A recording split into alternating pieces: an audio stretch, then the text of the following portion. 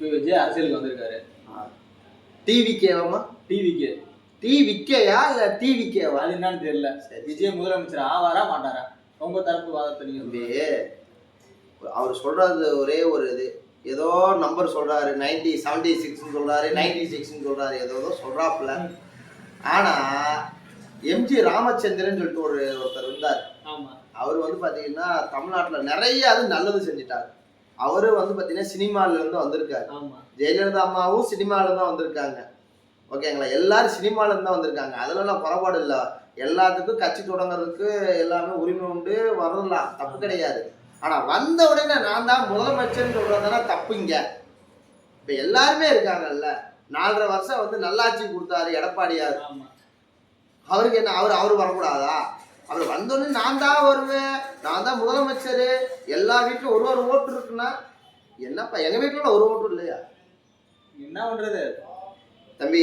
என்னன்னா எம்ஜிஆர் வந்து அவர் மாதிரி நான் ஆகுறேன்னு சொல்றாருல்ல, அப்படின்னா அவரோட பின்புலத்துல பார்த்துக்கணும். திமுகக்காக உழைச்சிருக்காரு. அவர் அங்கிருந்து எம்எல்ஏ ஆகி அதுல ஒரு சின்ன பிரச்சனை, கருத்து வேறுபாடுனால வெளியில வந்தனால, எம்எல்ஏ நிறைய மக்கள் செல்வாக்கு இருக்கறனாலதான் வெளியில வந்து அவர் கட்சி தொடங்கி வந்தாப்புல. இவர் இப்பதானே வந்திருக்காரு.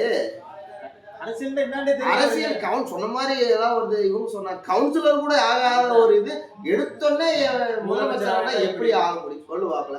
இப்ப வந்து கருணாநிதி இருந்தாரு, கருணாநிதிக்கு அப்புறம் முக ஸ்டாலின் வந்தாரு, உதயநிதி ஸ்டாலின் வந்தாரு, அதுக்கப்புறம் தானே தம்பி வர்றாரு, இன்பநிதி வர்றாரு இல்லையா?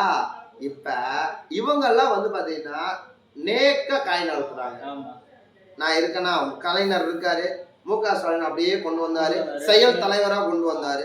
அதுக்கப்புறம் அவங்க பையன் யாரு, உதயநிதி ஸ்டாலினா படத்துல நடிக்க வச்சு இளைஞரின் தலைவரா வந்து போட்டு விட்டு 1 வருஷம் இருந்தாரு. அதுக்கப்புறம் எம்எல்ஏ சீட் வாங்கினாங்க, அமைச்சர் ஆனாங்க. அதுக்கப்புறம் இப்ப வந்து துணை முதலமைச்சர் ஆயிட்டாரு.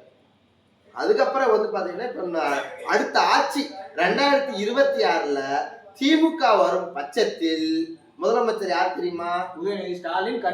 கன்ஃபார்ம் உதயநிதி ஸ்டாலின் முதலமைச்சர் ஆகிறாரு. அவங்க பையன் யாரு, இன்பநிதி வந்து துணை முதலமைச்சர் ஆகிறாரு. உறுதி. சரி, பிரேக்.